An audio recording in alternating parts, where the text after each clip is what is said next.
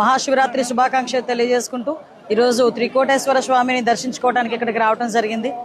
మనందరికీ తెలుసు, ఇక్కడ కోటప్పకొండ మహాశివరాత్రి సందర్భంగా చాలా మంది భక్తులు వస్తారు.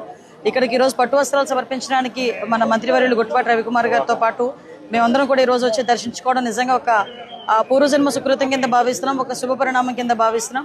ఈరోజు గవర్నమెంట్ చేసే ప్రతి ఇంప్లిమెంటేషన్స్కి ఆ భగవంతుని దయా కృప ఉండాలని మనస్ఫూర్తిగా కోరుకుని రాష్ట్రంలో ప్రజలందరూ కూడా ఆయురారోగ్యాలతో అష్టైశ్వర్యాలతో ప్రశాంతంగా ఉండాలని మనస్ఫూర్తిగా కోరుకున్నాం.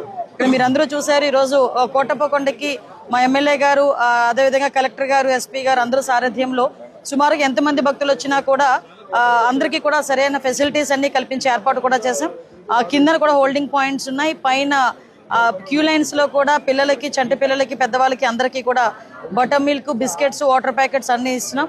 యాజ్ ఆఫ్ నౌ ఇప్పటికీ దగ్గర ఒక 40,000 మంది వచ్చి దర్శనం చేసుకున్నారని ఒక అంచనా ఉంది. మనకి నైట్ అయ్యేసరికి ఇంకొకటి ఏంటంటే ఇక్కడికి ప్రభలు వస్తాయి ఎక్కువగా. ఆఫ్టర్నూన్ అయ్యేసరికి ప్రభలను కూడా తీసుకొస్తారు. ఒక సంప్రదాయబద్ధంగా ఈ జాతరను జరిపించడం అన్నది తెలుసు. నేను ఒకటే కోరుకున్నా, ఒకటే విన్నవించుకున్నా ప్రభుత్వం తరఫున, దయచేసి పోలీస్ డిపార్ట్మెంట్ వాళ్ళకి ప్రజలు కూడా సహకరించండి. ట్రాఫిక్ ఇబ్బందులు ఎవరికి లేకుండా చూసుకోవాల్సిన బాధ్యత మనందరి మీద ఉంది. పోలీస్ డిపార్ట్మెంట్ వారికి కూడా ప్రజలందరూ కూడా సహకరించాల్సిందిగా కోరుకుంటున్నాను. Thank you.